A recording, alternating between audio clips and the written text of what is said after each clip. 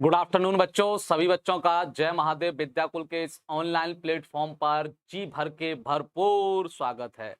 जैसा कि आपको पता होगा, दोपहर के 12 बज चुके हैं और हमारी जो सामाजिक विज्ञान में मैपिंग की क्लास, जिसमें हम भारत के बारे में सामान्य चीज़ों के बारे में चर्चा कर रहे हैं, उसी क्रम में आगे बढ़ते हुए आज हम देखेंगे भारत की सड़कों के बारे में।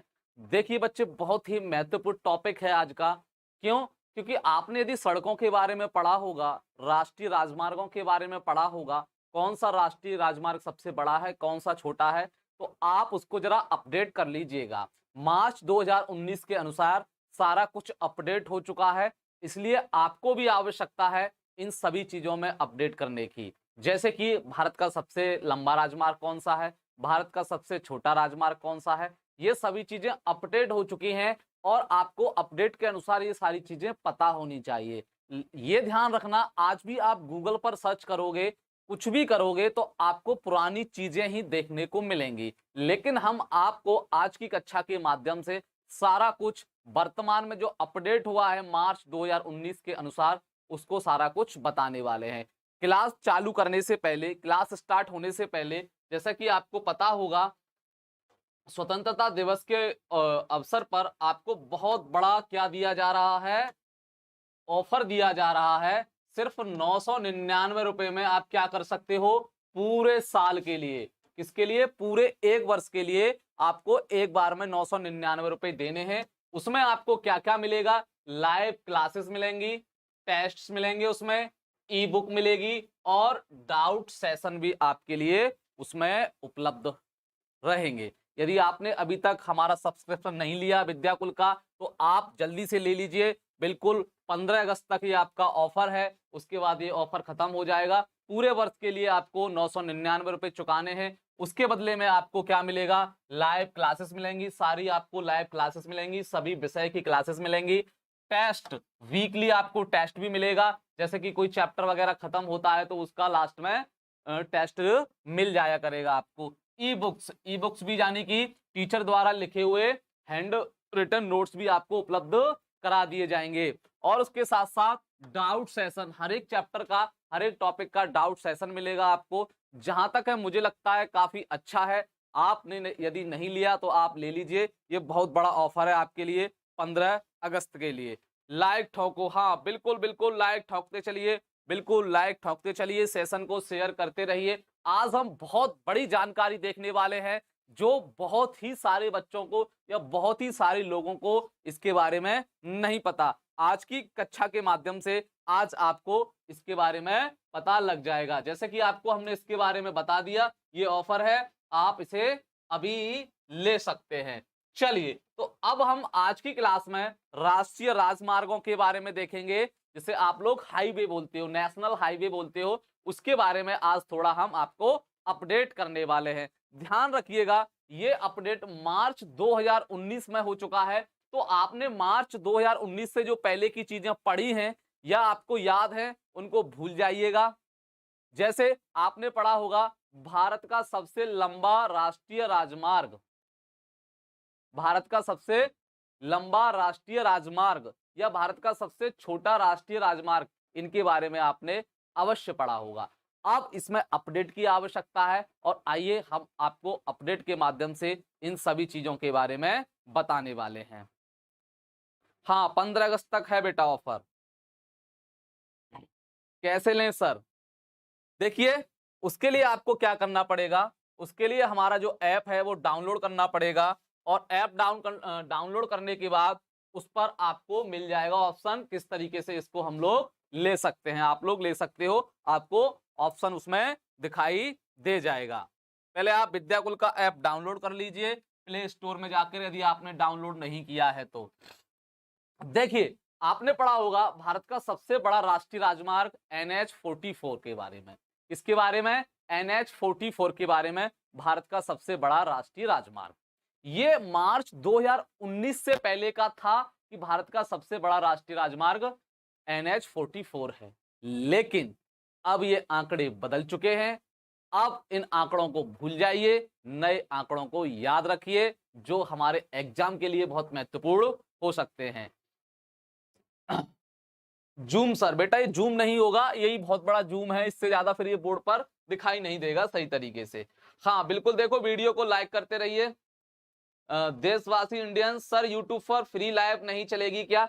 चलेगी बेटा, यूट्यूब पर फ्री लाइव चलेगी, ऐसा नहीं है कि यूट्यूब पर बंद कर दी जाए, लेकिन यूट्यूब के अलावा यहाँ पर आपको सारी लाइव क्लासेस दी जाएंगी, बिल्कुल क्रम से लाइव क्लासेस दी जाएंगी। आपके लिए टेस्ट भी रखा जाएगा वहां पर, आपके लिए ई बुक यानी कि हर एक चैप्टर के आपको हैंड रिटन नोट्स मिलेंगे जो आपको यूट्यूब पर नहीं दिए जाएंगे। उसके बाद आपको डाउट सेशन भी मिलेगा जो आपको यूट्यूब पर देखने को नहीं मिलेगा। हाँ, लाइव क्लासेस आपकी यूट्यूब पर चलती रहेंगी, उसके बाद ये चीजें आपको यूट्यूब पर देखने को नहीं मिलेंगी।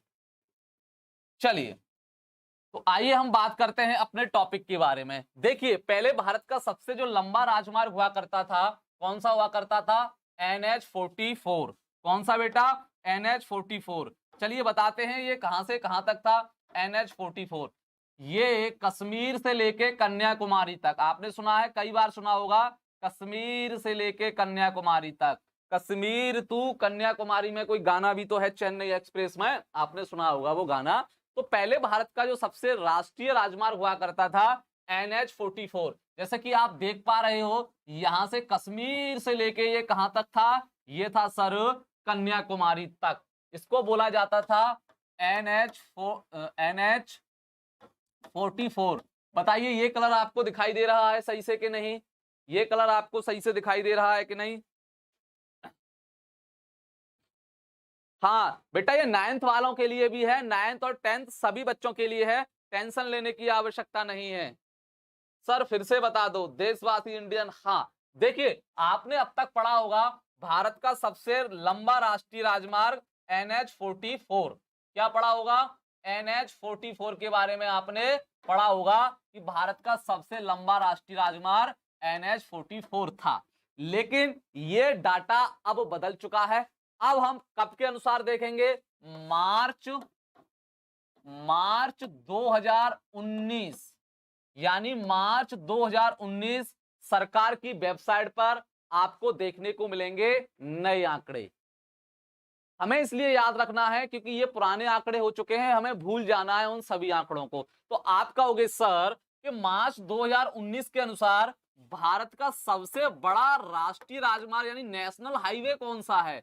भारत का सबसे बड़ा, कोई बता सकता है मेरा लाल या लाली?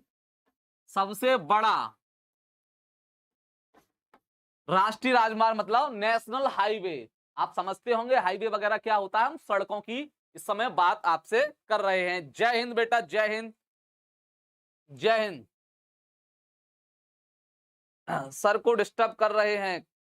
कन्याकुमारी तक था ना सर? हाँ कन्याकुमारी तक था, कश्मीर से लेके कन्याकुमारी, जिसको NH-44 के नाम से हम लोग जानते थे, जो कि भारत का सबसे बड़ा राष्ट्रीय राजमार्ग हुआ करता था, है नहीं था। अब देखते हैं अब कौन है, चलिए कोई बता सकता है? कोई बता सकता है मेरा लाली या लाली कि 2019 में जो नया डाटा आया है हमारे राष्ट्रीय राजमार्ग और परिवहन विभाग द्वारा, उसमें सबसे बड़ा राष्ट्रीय यानी नेशनल हाईवे कौन सा है? आपको पता होगा भारत में करीब 600 राष्ट्रीय राजमार्ग हैं। कितने? 600, 599 की संख्या है नेशनल हाईवे की, ध्यान रखिएगा। हमने आपसे पूछा है वर्तमान में भारत का सबसे बड़ा राष्ट्रीय राजमार्ग कौन सा है? ध्यान रखिए, इनको पढ़ना क्यों जरूरी हो जाता है? क्योंकि किसी भी देश की अर्थव्यवस्था में, किसी भी देश के विकास में राजमार्ग यानी राष्ट्रीय राजमार्ग जो होते हैं बहुत ही महत्वपूर्ण भूमिका निभाते हैं। चाहे वो सामानों को इधर से उधर पहुंचाना हो, एक राज्य से दूसरे राज्य में पहुंचाना हो, या भारत से कहीं किसी दूसरे देश में पहुंचाना हो, इसलिए ये नेशनल हाईवे हैं, बहुत ही इंपॉर्टेंट होते हैं किसी भी देश के विकास के लिए।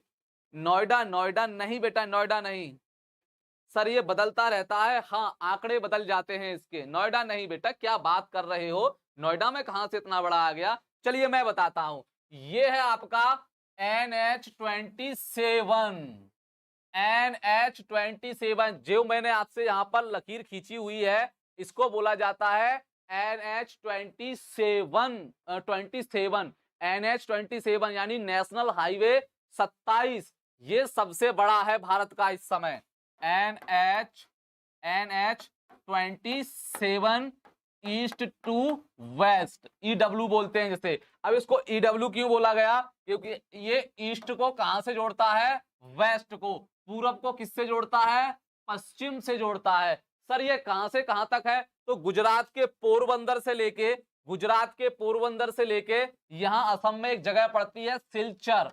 कौन सी जगह पड़ती है? सिलचर। यानी कि असम से लेके गुजरात तक ये राष्ट्रीय राजमार्ग फैला हुआ है, जो भारत का वर्तमान में सबसे बड़ा राष्ट्रीय राजमार्ग देखने को मिलेगा। NH-44 नहीं है इस समय, उससे आगे निकल चुका है हमारा NH-27। ध्यान रखिए ये बहुत ही महत्वपूर्ण है, इसलिए इसको आप याद रख सकते हो। क्या कर सकते हो? याद रख सकते हो। बहुत ही जबरदस्त प्रश्न बन सकता है। हाँ, NH-27, हाँ बिल्कुल, सिलचर असम में पड़ता है। तो ध्यान रखिए असम से लेके गुजरात तक ये जो राष्ट्रीय राजमार्ग है ये सबसे बड़ा है। सर इसकी लंबाई कितनी है? इसकी लंबाई है 4112 किलोमीटर। यानी जो राष्ट्रीय राजमार्ग है ये 4112 किलोमीटर की लंबाई का है, जो भारत का सबसे बड़ा राष्ट्रीय राजमार्ग है वर्तमान में, ये ध्यान रखिएगा। हाँ, पोरबंदर टू सिलचर, बिल्कुल पोरबंदर टू सिलचर यहां पर दिखाई भी दे रहा होगा आपको। ये वाला जो मैंने लाइन किया है ये वही है NH-27, NH-27। NH-44 को भूल जाइए। अगर आप अभी गूगल पर सर्च करोगे ना, गूगल पर के भारत का सबसे बड़ा राष्ट्रीय राजमार्ग कौन सा है, तो वो अभी NH-44 ही दिखाएगा। क्या दिखाएगा? NH-44 ही दिखाएगा। फिर आप कहते हो सर गूगल पर तो और कुछ दिखाई दे रहा है, आप कुछ और चीजें बताते हो कभी कभार। तो बेटा कभी कभार गूगल को अपडेट करने में देरी हो जाती है। क्या हो जाता है? देरी हो जाती है गूगल को अपडेट करने में। हो सकता है अभी इसको गूगल ने अपडेट नहीं किया हो। क्यों? मैं भी देख रहा था गूगल के बारे में, गूगल पर सर्च कर रहा था तो गूगल पर NH-44 ही दिखा रहा है इस समय। NH-27 के बारे में चर्चा तो उसने बिल्कुल की ही नहीं। लंबाई, हाँ बेटा लंबाई मैंने बता दी, 4112 किलोमीटर है इसकी लंबाई। सर इसकी लंबाई कितनी थी? देखिए इसकी लंबाई 4000 किलोमीटर से कम थी। 4000 किलोमीटर से कम थी इसकी लंबाई, इसलिए ये अब भारत का सबसे बड़ा राष्ट्रीय राजमार्ग नहीं रहा। ध्यान रखिएगा। अच्छा प्रिंस यादव, कोई बात नहीं, कोई बात नहीं। सर आज नोटिफिकेशन नहीं आई, कोई बात नहीं, क्लास चल रही है। नंबर क्या शो करता है? नंबर संख्या को शो करता है बेटा, संख्या को। अब जैसे नंबर ना हो NH, NH1, NH2, तो आप पहचानोगे कैसे भाई? फिर तो सारे के सारे NH हो जाएंगे, national highway, national highway, national highway. भाई संख्या से पता लग जाता है ना हमें ये किसकी बात हो गई है। हाँ बिल्कुल बिल्कुल, बहुत अच्छे। सभी बच्चे वीडियो को लाइक करते रहें ताकि टीचर को मोटिवेशन मिलता रहे। बार बार मैं आपसे बोल रहा हूं NH-27 ये सबसे बड़ा है भारत का, और कहां से कहां तक जाता है? पोरबंदर यानी गुजरात से लेके असम सिलचर तक जाता है। ध्यान रखिएगा, जिसकी लंबाई 4112 किलोमीटर मानी जाती है। अब ध्यान रखिएगा, आपने एक हाईवे के बारे में पढ़ा होगा, NH2 के बारे में। किसके बारे में? NH2 के बारे में। NH2 के बारे में आपने अवश्य पढ़ा होगा। कोई बता सकता है ये NH2 कहां से लेके कहां तक था? कोई बता सकता है ये NH2 जो था ये कहां से लेके कहां तक था, और इसका नया नाम क्या कर दिया गया है? जल्दी से कोई कमेंट करके मुझे बता दीजिए, ताकि मुझे भी पता लगे कि आप लोग पढ़ाई कर रहे हो। हाँ, good afternoon Chandraveer Singh, good afternoon, बिल्कुल गुड आफ्टरनून, गुड आफ्टरनून। बताइए ये NH2, मेरे ख्याल से शायद ही कोई बच्चा होगा जिसको इसके बारे में पता ना हो, NH2 के बारे में। NH2 कहां से कहां तक जाता था? कोई बच्चा मुझे कमेंट करके बताइए। बताइए, चाहे गलत हो बताने का प्रयास कीजिएगा, आंसर देने का प्रयास कीजिएगा, ताकि मुझे भी पता लगे कितने बच्चे घर पर पढ़ते हैं, कितने बच्चे घर पर पढ़ते नहीं हैं। ये बहुत ही महत्वपूर्ण हो जाता है। ये हो गया आपके भारत के नदी, भारत के डैम, पुल, भारत की परियोजना, ये सभी इंपॉर्टेंट हो जाती हैं, क्योंकि इनके बिना किसी भी देश का विकास संभव नहीं होता। कोई बता सकता है बच्चा? नहीं पता सर, IPS तुमको तो कुछ पता है ही नहीं। तुम तो पता नहीं कौन सी दुनिया में खोए रहते हो, पता नहीं किसके श्रृंगार रस में डूबे हुए हो, मुझे तो आज तक पता नहीं लग पाया।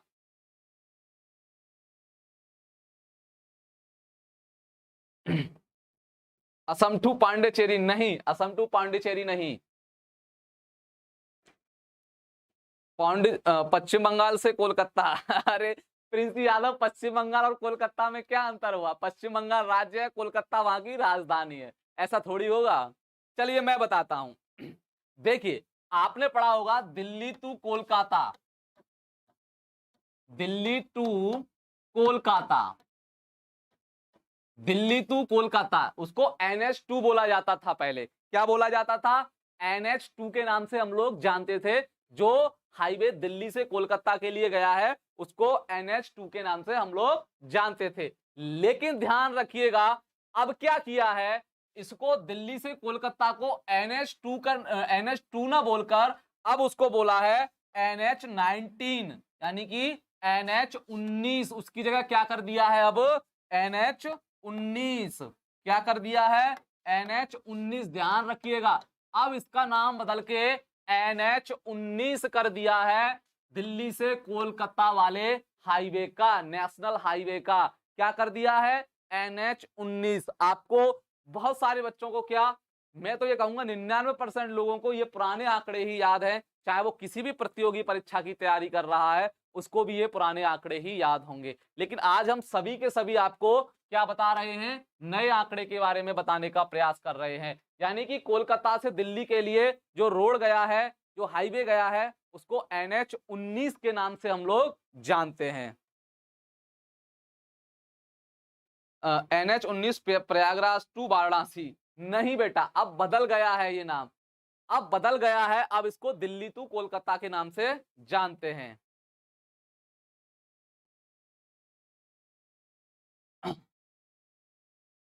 शिवांका सैनी नया वाला असम टू मिजोरम है। हाँ बिल्कुल, शिवांका साहनी, बिल्कुल, बहुत ही अच्छा जवाब। यानी जो अब NH2 है, जो NH2 है वो कहां से कहां है? असम से लेके, असम से लेके मिजोरम तक। कहां? असम से लेके मिजोरम तक, असम से लेके मिजोरम तक। यहां पर देख लीजिएगा, यहां पर है असम से लेके मिजोरम तक। जो NH2 पहले दिल्ली से कोलकाता हुआ करता था, अब वो असम से मिजोरम तक हो गया है। और NH19 अब दिल्ली से कोलकाता वाला जो हाईवे है उसका नाम हो चुका है। हाँ अर्जुन सिंह, कोई बात नहीं, बिल्कुल बिल्कुल। तो ये आप चीजें ध्यान रखिएगा, बहुत ही अच्छी चीजें हम आपको बताने का प्रयास कर रहे हैं। मैं अश्वनी के श्रृंगार में डूबा हूं। IPS क्यों नहीं समझते मेरे लाल, क्यों नहीं समझते? ये श्रृंगार रस अच्छों अच्छों को बर्बाद कर गया। पृथ्वीराज चौहान का नाम तो बेटा सुना होगा आपने, सुना है कि नहीं सुना है? पृथ्वीराज चौहान अपने आप में बहुत वीर शासक, बहुत वीर योद्धा, हष्ट पुष्ट एकदम, कहते हैं ना लंबे तगड़े चौड़े शरीर, बलवान वाले बलवान एकदम। बेटा वो भी अपने आप को इस श्रृंगार रस से नहीं बचा पाए। उनका भी शासन था, उनका भी जो राजा थे वो सब बर्बाद हो गया इस श्रृंगार रस के चक्कर में। इसलिए IPS श्रृंगार रस के चक्कर में अभी मत पड़ो, पहले अपना करियर बना लो, उसके बाद शादी हो जाएगी अच्छी, तो जिंदगी भर आपको फिर श्रृंगार रस में ही रहना है। तब आप कितने भी डूब जाइएगा कोई फर्क नहीं पड़ता। हाँ प्रिंस यादव, बिल्कुल बिल्कुल।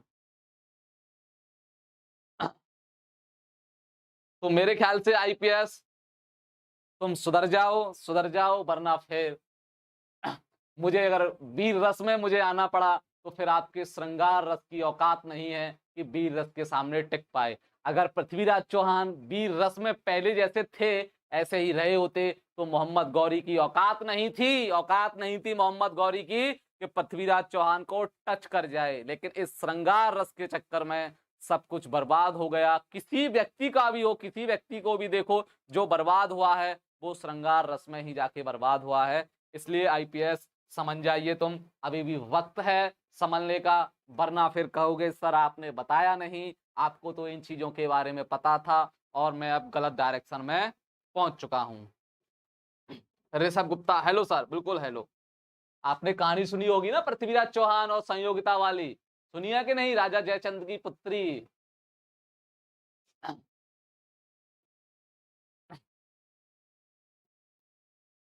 क्योंकि इस पृथ्वी पर मानव जितने भी हैं, अगर उनको सबसे बड़ा खतरा है तो वो श्रृंगार रस से ही खतरा होता है। ध्यान रखिएगा, ध्यान रखिएगा, ये ध्यान रखना, किसी चीज से खतरा नहीं है मनुष्य को। शराब कुछ नहीं बिगाड़ सकती आपका, कुछ नहीं बिगाड़ सकती। बिगाड़ेगी ज्यादा से ज्यादा तो क्या करेगी आपका, आपके शरीर के किसी अंग को खराब कर देगी। शरीर का अंग समझते हो, लीवर खराब कर देगी आपका, ज्यादा से ज्यादा लीवर खराब कर देगी, या आपको और कोई नुकसान होगा। लेकिन ये एक ऐसा नशा है जिससे हमारा जो दिमाग है ना, दिमाग, ये सोचने समझने की जो क्षमता है वो बिल्कुल खत्म हो जाती है।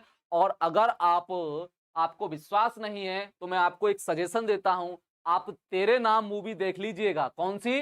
तेरे नाम। सलमान खान जिसमें हीरो है, पागल हो जाते हैं श्रृंगार रस के चक्कर में, तो देख लीजिएगा, सबसे अच्छा उदाहरण है। कुछ सीखिए मूवियों से भी, फिल्मों से सीखिए कुछ, ओनली गाने सुनने के लिए मूवियों को मत देखा करिए, कुछ सीखिए। कबीर सिंह मूवी को मत देखिए आप कभी।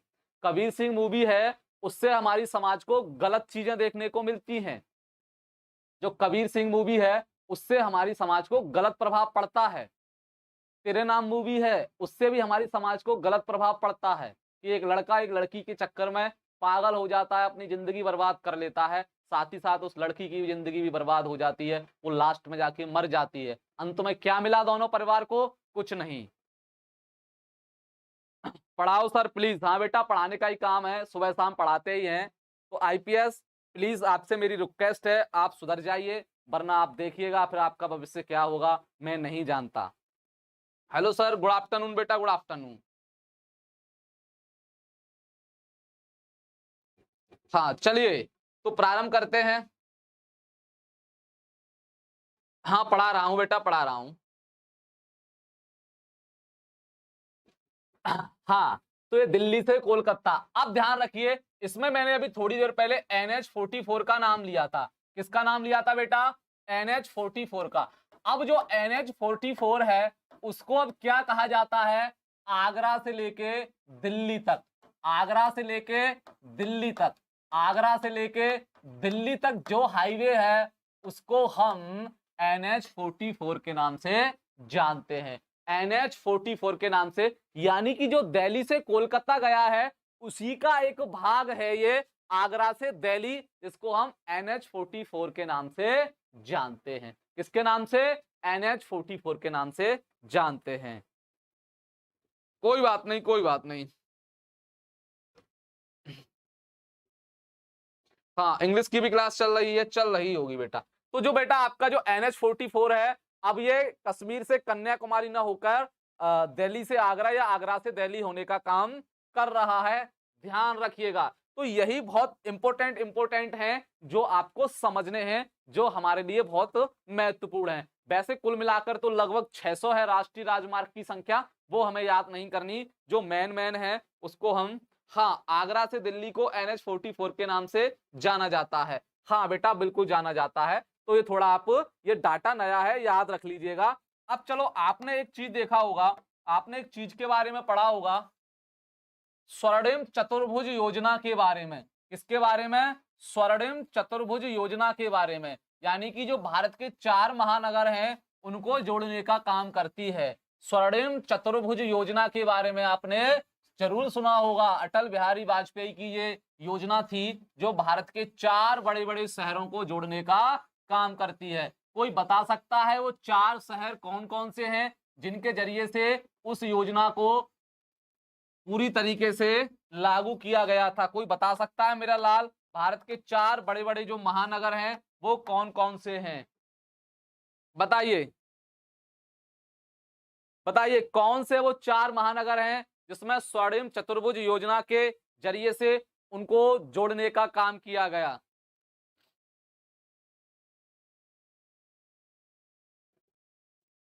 चलिए बताइए, कोई बता सकता है? नहीं पता किसी को, मैं बताता हूं। देखिए, दिल्ली कहाँ है? दिल्ली दिखाई नहीं दे रहा।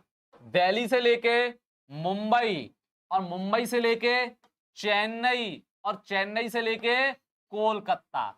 यानी कि ये 4 महानगरों को आपस में जोड़ने का काम किया गया था स्वर्णिम चतुर्भुज योजना के जरिए से। किसके जरिए से? स्वर्णिम चतुर्भुज योजना के जरिए से। भारत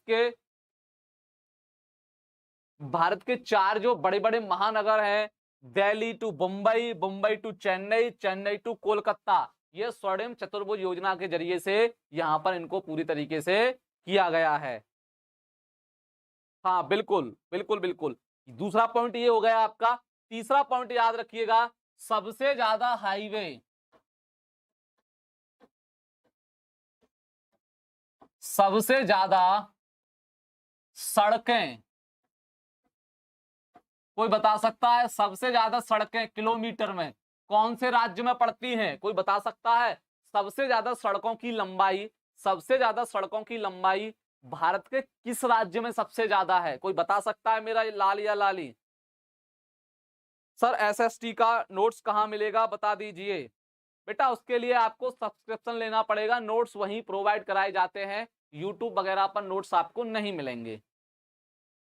बताइए भारत का ऐसा कौन सा राज्य है जहां पर सबसे ज्यादा सड़कें हैं किलोमीटर में? क्या वो उत्तर प्रदेश है? क्या वो बिहार है? क्या वो कर्नाटक है? क्या वो महाराष्ट्र है? क्या मध्य प्रदेश है? या कोई और राज्य है? UP, UP. बहुत सारे बच्चे आंसर यूपी का लगा रहे हैं। अच्छा, ज्यादा ही लगाव है तुम्हें यूपी से, हर एक चीज में आप यूपी को नंबर 1 रख देते हो, हैं? चाहे गेहूं उत्पादन में हो, चाहे गन्ना उत्पादन में हो, सब में यूपी को उठा के नंबर 1 रख देते हो। अब जरूरी थोड़ी है हर एक चीज में यूपी आगे हो। गुजरात में चंद्रवीर सिंह का आंसर सही है, सुमित कुमार का आंसर सही है, महाराष्ट्र में। Very good. कहां पर? महाराष्ट्र में। सबसे ज्यादा सड़कें आपको महाराष्ट्र में देखने को मिलेंगी किलोमीटर में। कहां पर? महाराष्ट्र में। सर उत्तर प्रदेश कहां गया? उत्तर प्रदेश का दूसरा नंबर है। उत्तर प्रदेश का दूसरा नंबर है। कौन सा नंबर है बेटा? दूसरा नंबर है। पहले पर आपका महाराष्ट्र आता है, ध्यान रखिए। यही तो कंफ्यूजन है, बच्चों को कंफ्यूजन रहती है। हाँ महाराष्ट्र, बहुत अच्छे, महाराष्ट्र। मुंबई महाराष्ट्र, हाँ मुंबई महाराष्ट्र, वही महाराष्ट्र की राजधानी मुंबई।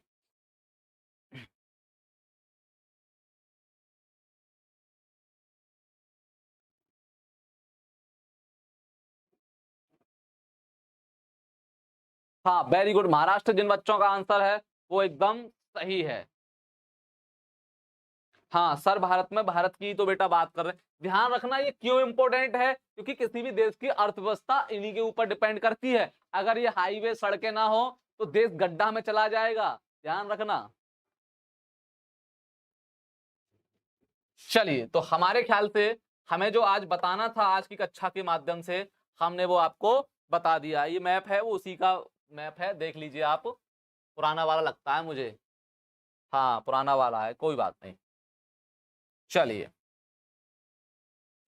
इसमें सही से दिखाई दे रहा था। चलिए, तो आज की जो हमारी कक्षा है बेटा, उसको यहाँ पर हम समाप्त करेंगे। और अभी तो बहुत सारी इसमें चीजें बची हुई हैं। भारत के डैम, बांध, कौन सा बांध किस नदी के ऊपर है, कहाँ है वो नदी, या कहाँ है, किस राज्य में है, ये भी हमें पढ़ना है। अभी अभी बहुत सारी चीजें अभी हम भारत के सामान्य परिचय के बारे में देखने वाले हैं। चंद्रवीर सिंह, रोहित शर्मा, किरण पोलार्ड, कहाँ है बेटा यहाँ रोहित शर्मा और किरण पोलार्ड? अपना मैच खेल रहे होंगे वो जहां भी होंगे। सर सब जगह गड्ढा ही तो है। अरे नहीं, गड्ढा नहीं है बेटा, अब तो बहुत अच्छे अच्छे हाईवे बन चुके हैं, अब तो एक्सप्रेस वे भी बन चुके हैं। आप कभी दिल्ली से सॉरी नोएडा से कभी आप आगरा गए हो, या आगरा से लखनऊ कभी गए हो, तो यमुना एक्सप्रेस वे मिलेगा आपको। आप कभी गए हो यमुना एक्सप्रेस वे पे? नोएडा से लेके आगरा और आगरा से लेके लखनऊ तक है यमुना एक्सप्रेस वे। उस पर कोई भी गाड़ी 100 से नीचे की स्पीड से नहीं चलती, सीमेंटेड रोड है, ध्यान रखिएगा। मैं तो अक्सर कई बार गया हूं, मेरे पास जब गाड़ी थी, 4 व्हीलर था, तब मैं उसी रोड की सहायता से आता था नोएडा, जब मैं नोएडा रहता था।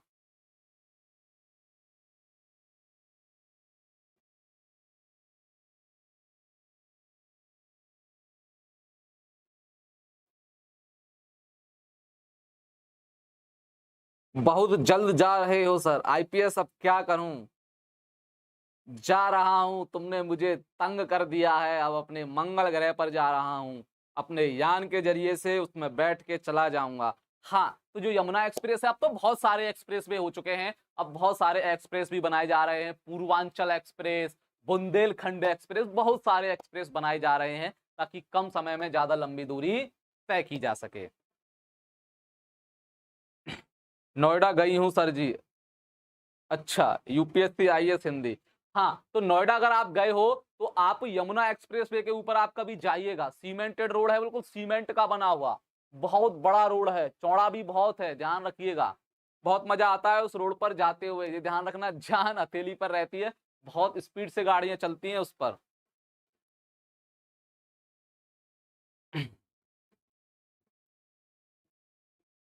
बबीता देवी, वी फ्रॉम नोएडा। अच्छा, नोएडा में, नोएडा से हो आप? चलिए, बहुत अच्छी बात है। सब जगह लव यू लव सुनकर थक गई। अवनी पांडे। बेटा, ये शब्द ऐसा है ना, ये शब्द किसी व्यक्ति को भी बर्बाद कर सकता है। ये शब्द है ना, जो किसी भी व्यक्ति को तहस नहस कर सकता है। बर्बाद तो छोड़ो, तहस नहस कर सकता है। ध्यान रखिएगा, इस शब्द से दूर रहिएगा। अपने हाइपोथैलेमस को कंट्रोल कीजिएगा। ज्यादा प्याज और ज्यादा लहसुन ना खाएं आप लोग। यदि प्याज और लहसुन का सेवन करते हो, तो जिससे आपका जो हाइपोथैलेमस है, ये ज्यादा ही एक्टिव रहता है। ध्यान रखिए, उन्हीं बच्चों के मन में फीलिंग्स आती है ज्यादा, उन्हीं लोगों के मन में ये प्यार जैसा शब्द आता है, जो ज्यादा गर्म चीज खाते हैं। जैसे कि आपका सल्फर हो गया, यानी प्याज, और आपका लहसुन हो गया। जो लोग प्याज और लहसुन खाते हैं, उनका जो हाइपोथैलेमस है, बहुत ज्यादा एक्टिव रहता है। और बहुत ज्यादा एक्टिव रहेगा तो समझ लीजिए उसके दिमाग में प्यार की बातें हर समय चलती रहेंगी। इसलिए प्याज और लहसुन खाना कम कर दीजिए या खत्म कर दीजिए। आपका जो हाइपोथैलेमस है, वो बिल्कुल कंट्रोल हो जाएगा। आपने सुना होगा, साधु महात्मा लोग जो होते हैं, कौन साधु महात्मा लोग, वो कैसे रहते हैं, ब्रह्मचर्य का पालन कैसे करते हैं वो? क्यों? क्योंकि वो, आपने सुना भी होगा कई जगह, वो लहसुन और प्याज नहीं खाते। लहसुन और प्याज नहीं खाते। बहुत से साधुओं के बारे में आपने सुना भी होगा कि वो लहसुन और प्याज नहीं खाते। क्यों? वो इसलिए नहीं खाते क्योंकि उनका जो हाइपोथैलेमस है, वो कंट्रोल रहता है इससे।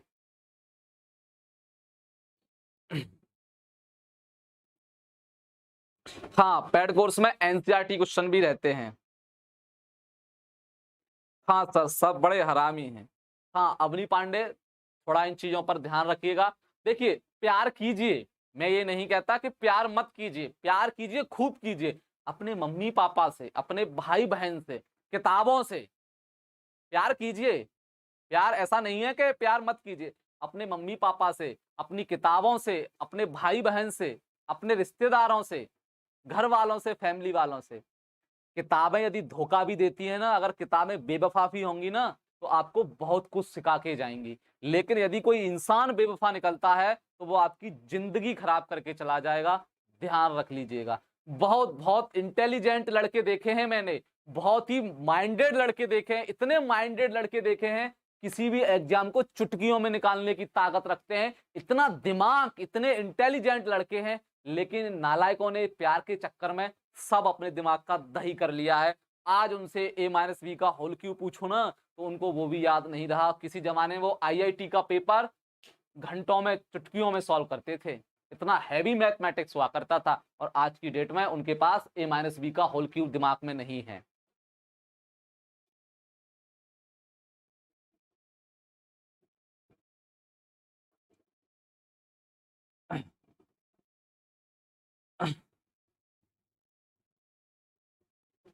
तो इसलिए देखो, मेरा काम है बताने का, मेरा काम है बताने का। मैं यहाँ से बता सकता हूँ, आपको समझा सकता हूँ, क्योंकि आप भी जानते हो, आपसे उम्र में बड़ा व्यक्ति ज्यादा अनुभव रखता है, और अपने अनुभव के आधार पर ही बताता है आपको कि बेटा ऐसा मत करना, वैसा मत करना, इससे ये हो जाएगा, वो हो जाएगा। आप मानते हो हमारी बातों को, अच्छी बात है, और नहीं मानते तो और अच्छी बात है। मेरा इसमें कुछ नहीं जाएगा। तब आपको याद आएंगी मेरी बातें, जब आप ठोकर खा चुके होंगे।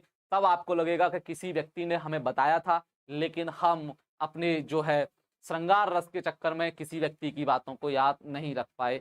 ध्यान रखिए, अब भी सुधर जाइए बेटा, सुधर जाइए। बड़े जो बातें बताते हैं ना, बहुत काम की चीजें होती हैं। हम भी इन चीजों को दरकिनार करते थे। हमारे घर वाले कभी, हमारे जो हमसे बड़े हैं वो हमसे कहते थे बेटा ये काम मत करो, बेटा इससे दोस्ती मत करो, बेटा इसके घर मत जाओ। तो हमको लगता था कि ये बकवास करते हैं, इनका लड़ाई झगड़ा होगा इसलिए ये हमें अब दूसरे घर जाने से रोकते हैं। लेकिन हमें बाद में पता लगा कि जितने बड़े लोग होते हैं, हमारे हमसे सीनियर होते हैं उम्र में, ये हमें सही सलाह देते हैं, इनकी सलाह को हमें मानना चाहिए। तब से मैंने ये निश्चय कर लिया, हमारे बड़े, मुझसे जो बड़े हैं, जो सलाह देंगे, मैं उस सलाह को बिल्कुल मानूँगा, क्योंकि वो उम्र में मुझसे बड़े हैं, उन्होंने मुझसे ज़्यादा दुनिया देखी है।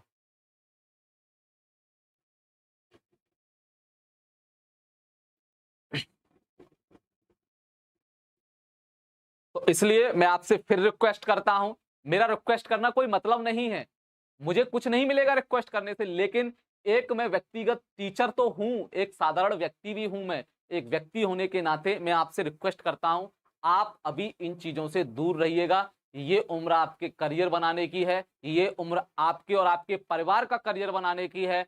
हो सकता है आपकी जॉब लगने से, आपके एक अच्छे व्यक्ति बनने से, आपकी आगे आने वाली पीढ़ी की सुधर जाए और आपकी जो पीछे वाली पीढ़ी है, आपके माँ-बाप हैं, पेरेंट्स हैं, उनका भी नाम रोशन हो। ध्यान रख लेना, ज़िंदगी का सबसे बड़ा जुआ है, इस उम्र पर बिल्कुल मत खेलिएगा।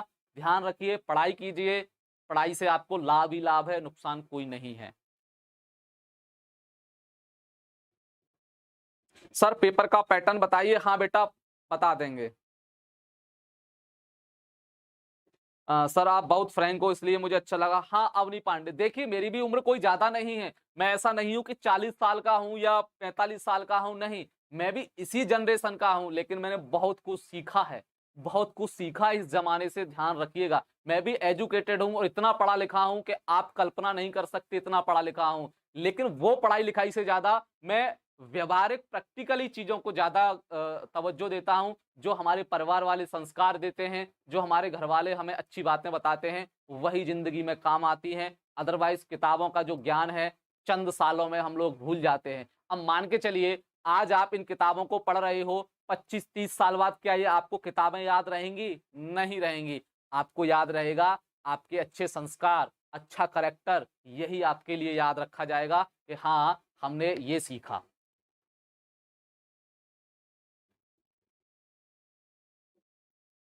तो इसलिए आप ध्यान रखिएगा, प्लीज़। ये अभी आपकी उम्र पढ़ने की है, पढ़ लीजिए, ताकि आपके परिवार का, आपके घर का, सबका नाम रोशन होगा। मैं ये फालतू की बातें नहीं बता रहा, मुझे आज लगा इस आईपीएस बच्चे को सुधारने का, इसलिए मैंने सुधार दिया। हाँ, बिल्कुल, बिल्कुल। इसलिए आप लोग समझ जाइए और ये फालतू की चैट्स वगैरह मत कीजिए कि ये मेरी गर्लफ्रेंड है, ये मेरा बॉयफ्रेंड है। अरे आप कुछ नहीं जानते इस दुनियादारी के मामले में, कुछ नहीं जानते, अभी आपने कुछ नहीं देखा। ये दुनिया बहुत जालिम होती है, ध्यान रखना। और जो आपका जो हाइपोथैलेमस है, हाइपोथैलेमस साइंस के ज़रिए से मैं आपको समझाने का प्रयास कर रहा हूँ। हाइपोथैलेमस इसका मतलब है जो आपको जो अट्रैक्शन होता है, जिसे आप प्यार बोलते हो, ये दिल से कभी नहीं होता बेटा, क्योंकि दिल का ये काम नहीं होता। ये हमारा मस्तिष्क का एक भाग होता है, जिसको हम हाइपोथैलेमस बोलते हैं। जब वो ज़्यादा एक्टिव होगा, तो आपके मन में ये सारी चीज़ें आएँगी। और ज़्यादा एक्टिव कब होता है वो? प्याज़ ज़्यादा खाने से, लहसुन ज़्यादा खाने से, ऐसी फास्ट फूड ज़्यादा खाने से। इन सभी चीज़ों को खाओगे, आपका हाइपोथैलेमस ज़्यादा ही एक्टिव रहेगा, जो आपके लिए नुकसानदायक है। इसलिए आप फास्ट फूड खाने से बचें, लहसुन, प्याज़ खाने से बचें इस उम्र में, क्योंकि ये उम्र आपकी बहुत ही तूफ़ानी उम्र है, सँभल के चलना पड़ेगा।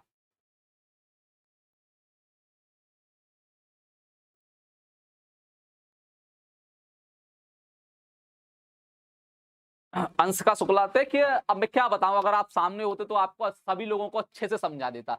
लेकिन मेरा जो जितना अनुभव रहा है, मैं अपने अनुभव के आधार पर बता सकता हूँ आपको। प्लीज़, प्लीज़, प्लीज़ आप इन चीज़ों से दूर रहिए, यदि आपको अपना भविष्य बनाना है। यकीन मानिए, मैं दावे के साथ कह सकता हूँ, मैं 1000% के साथ कह सकता हूँ, आप अगर इन चीज़ों में नहीं पड़ते, तो आपको कोई नहीं रोक सकता सफल होने से। जिस बच्चे ने आईपीएस बनने का ठाना है, वो आईपीएस बनेगा। आईएएस बनने के लिए जिसने चुना है, वो आईएएस बनेगा। डॉक्टर बनने के लिए डॉक्टर चुना है, वो डॉक्टर बनेगा निश्चित। उसे कोई नहीं रोक सकता, 1000% ये मैं लिख के देता हूँ। और अगर इन चीज़ों में पड़ते हो, तो आपको फिर चपरासी के लिए भी कोई नहीं रखेगा, क्योंकि आपके पास इतनी योग्यता नहीं होगी, इतना टैलेंट नहीं होगा। क्यों? क्योंकि वो टैलेंट श्रृंगार रस में डूब के मर जाएगा। तो मैं तो इतना ही कहूंगा आपसे, अब मेरी क्लास का समय हो रहा है। ठीक, इतना ही कहूंगा। दुनिया को जाने दीजिए भाड़ में, मम्मी पापा का चेहरा याद रखिए हर समय। जब आपको कोई दिक्कत हो तो अपने सामने सिर्फ मम्मी पापा का चेहरा याद करिए, बस दुनिया की सारी प्रॉब्लम आपकी खत्म हो जाएंगी। इसके अलावा ना आपका कोई था, न है, न रहेगा। मम्मी पापा के सिवा हमारा कोई नहीं होता, सिर्फ दुनियादारी की रिश्तेदारी है, कुछ नहीं, कोई किसी का नहीं है। इसलिए उनको कभी हार्ट मत करना, कभी उनको दुखी मत करना। हाँ, बुक भी पढ़ाएंगे बेटा, बुक भी पढ़ाएंगे बिल्कुल। ठीक है, तो ये आज हमारी 5 से 7 मिनट की क्लास थोड़ी शिष्टाचार के ऊपर हुई। अब आपसे हम कल की क्लास में मिलेंगे, जब हम क्लास होगी हमारी, कल की क्लास में शायद कल नहीं होगी, परसों और बस उसके अगले नेक्स्ट दिन होगी। तो हम आपको भारत के बांध के बारे में बताएंगे, कौन सा बांध किस नदी पर है, किस राज्य में पड़ता है, सभी जानकारी हम आपको देने का प्रयास करेंगे। तो बच्चों, मिलेंगे आपसे कल की क्लास में। जब तक के लिए टाटा, बाय बाय।